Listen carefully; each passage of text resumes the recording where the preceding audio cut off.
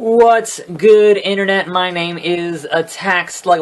Welcome to my Raw reactions for the week of June the 27th, 2016. As always, let me know what you thought of Raw down in the comments, and we'll get into just what I thought of this week's episode of Monday Night Raw as we roll toward this upcoming draft and live SmackDown in a couple of weeks here. So, that being said, they started the show, they had the podiums on stage.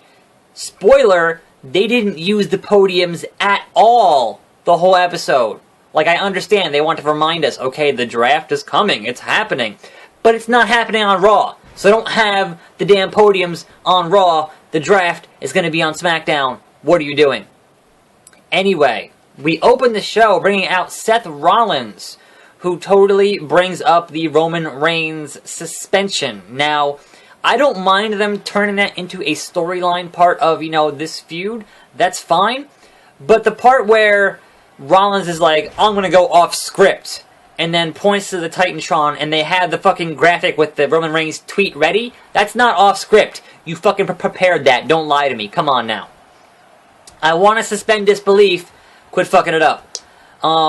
So this brings out Ambrose. Now, I should mention here, Ambrose being announced as the WWE Champion, both in promos and in graphics, and on the website. Now, that's important because that belt was the WWE World Heavyweight Championship, because they had that thing where they unified the belts. So, you would assume that, when SmackDown goes live, they're going to have their own belt. Now, does that mean there's going to be a contentious end to Battleground, and they're going to have to ununify the belts? Or they're just going to bring out the belt and go, oh, but by the way, here's a belt. I hate when they do that. Like, have some kind of a dispute for the belt. Come on, make it a disputed belt, and have two belts. Anyway, then we bring out AJ Styles, who wants to make it a Fatal 4-Way, which brings out John Cena, who wants to make it a Fatal 5-Way, which brings out Stephanie, who says, oh yeah, sure, fine, but Cena has to fight Rollins, and if he wins, then he gets in, and AJ has to fight Ambrose, and if he wins, he gets in. And basically, we're just going to spin our tires for a little bit until we hit this draft, because nobody fucking knows what's going on. So, that's our plan for the evening.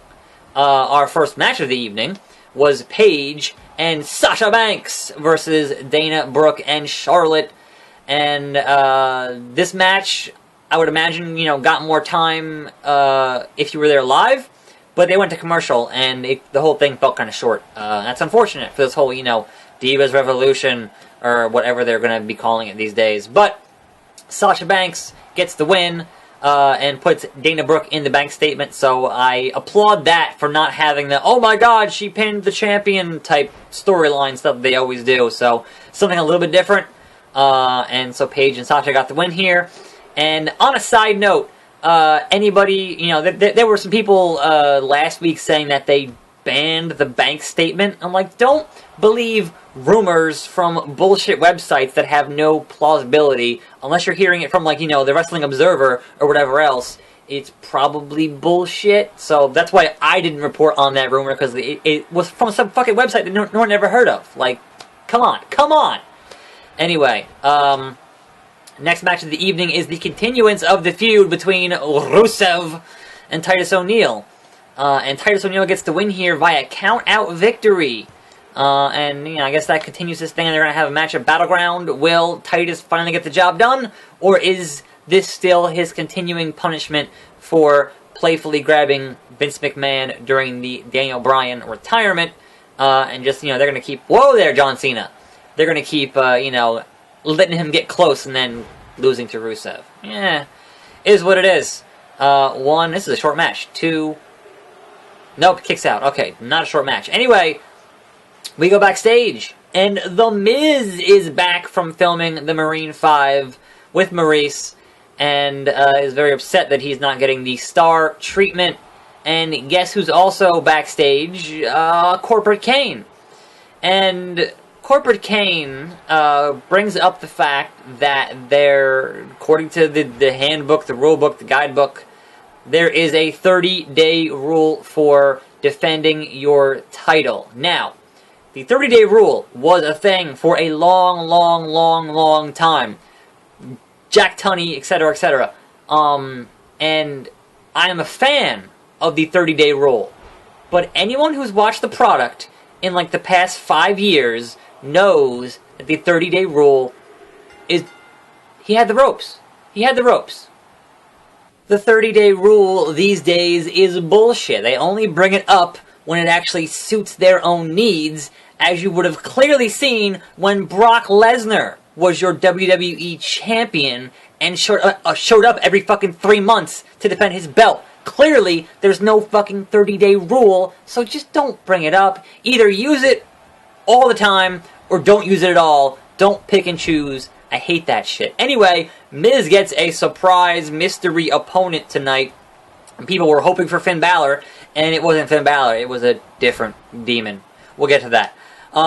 So, next match here was Rollins versus Cena, and I felt like the pacing in this match felt kind of weird, and certainly these two have had fantastic matches in the past, so there are some people either saying that, well, perhaps Cena has kind of lost a step from, coming back from his injury, or he's just, taking it easy outside of non-pay-per-view matches, because certainly the match with Styles was fantastic. Told a great story at Money in the Bank. So, anyway, it eventually got a little bit better toward the end, and then out comes the club, and they distract Cena, and then Rollins wins the match. Now, this doesn't make any sense for a couple reasons, but mainly because if Cena had let the club attack him, he would have gotten Rollins disqualified, would have won the match, and then would have been in the title match at Battleground. Like, dumb. Dumb. Just get Rollins disqualified. That's dumb. Anyway, next up we had Enzo and Cass versus a couple of jobbers. It was a legit, 5-second job match, and it felt like the whole point of this was to get to the post-match promo stuff. And they were encouraging the crowd to do the wave. And I guess the speculation here is that they're tired of when the audience gets bored of matches that they should care about, they start doing the wave. And they say, oh, well, if we associate the wave with a particular group, then they'll only do the wave during that group. But they tried this with Sami Zayn, and when they brought in the Matadors to do the Olay thing, so they wouldn't do the Olay for Sami Zayn, because that was the El Generico thing, not Sami Zayn thing. But as we've seen in the past, once you encourage the audience to do a thing, like, say, Stone Cold and his what chants, those what chants used to only happen for Stone Cold, and then it was everybody. So don't encourage the crowd to do the wave for Enzo and Cass, because guess what? They'll start doing it in other matches more often. So I think this whole thing's gonna fucking backfire on them spectacularly. Anyway, this brings out the Social Outcasts, and they were making some erection jokes about being hard. I don't know. I'm glad to see those guys back. I think certainly they have, all the potential in the world. And I guess this is your next feud, is Enzo and Cass versus the Outcasts. That's kind of a step down, but is what it is. We get another Darren Young, Bob Backlund vignette, and I don't know where these are going. Notably, we did not get any Shining Stars vignette here on Raw, thank God. We bring out the Big Show to promote the Special Olympics. And say what you will about this new era, this episode of Raw still had Kane and the Big Show. Yeah, new era my ass. At least the Big Show's not wrestling, and certainly we'll get to the stuff with Kane in a minute here. Anyway, Becky Lynch versus Summer Rae never happened. Was supposed to happen. And Becky Lynch grew a brain and said, you know what, fuck this shit. Natalia's on commentary. I'm just going to go over there and punch her. That was... thumbs up on that. That is logical consistency from a wrestler. Love it. Then we get the highlight reel with Chris Jericho with no Jeritron, because apparently he's scared of it getting broken or something. And he brings out Owens and Zayn to set up their match for Battleground. And there's some good promo work in here. And they get the gift of Jericho, drink it in, man. And they both super kick him. This whole thing actually worked really well. And I'm curious, considering they continually try to book Owens and Zayn having the end of the feud. Will this match at Battleground have any kind of a stipulation? Or are they booking it as the end of the feud because they know these guys are going to get drafted to different brands and they're not going to be able to interact for potentially a long time? Who knows? We'll see.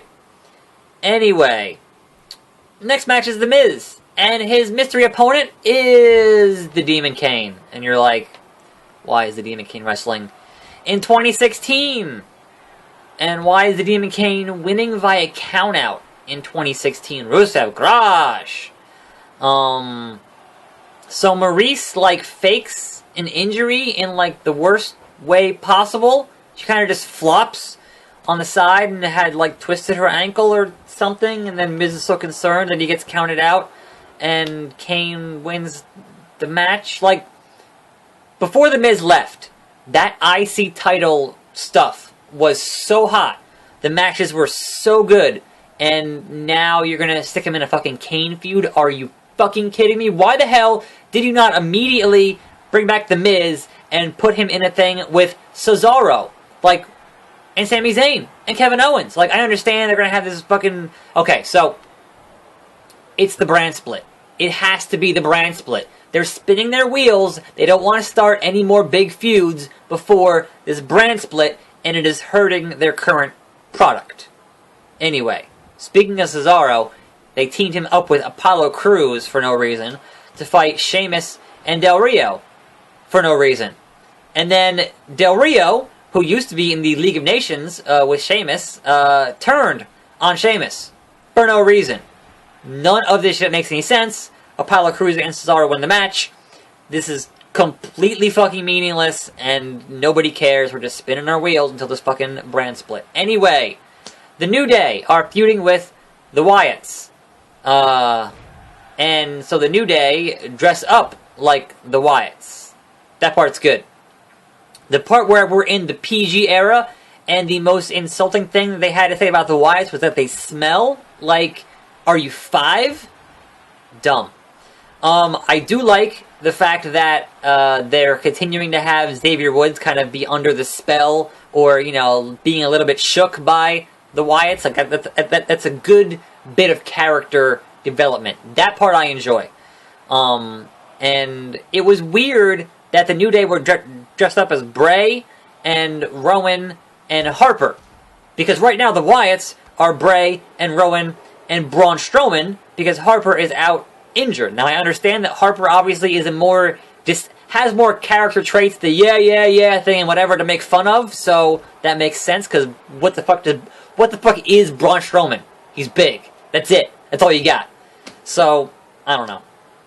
This, like, I want this to be good, and it's like halfway there. So I'm hoping these guys will work it out. But the part where they smell, like, that's not great. Anyway, your main event, Dean Ambrose versus AJ Styles, which apparently never happened on the Indies, which is surprising. I went and looked it up.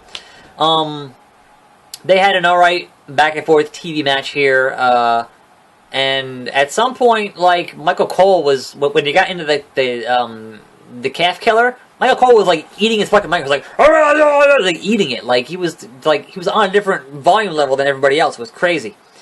Calm the fuck down, Michael Cole. It's just a Raw match. Seriously. Anyway, if you were gonna guess that, hey, the club interfered with that other match to cost Cena, guess who's gonna end up costing Styles his match and not actually getting into that world title match for... Yeah, you guessed it. So basically, there was no progress in this episode of Raw. Styles gets distracted because Cena was attacking the club, and Ambrose wins the match. But there was some post-match beatdown stuff, and at the end, the heels stand tall, and they had both Rollins in the ring and the club on the entrance ramp, standing tall at the end of this episode of Raw.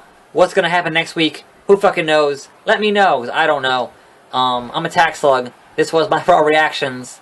And I guess I'll see you next time. Every day for more videos right here on this channel. And I'm out.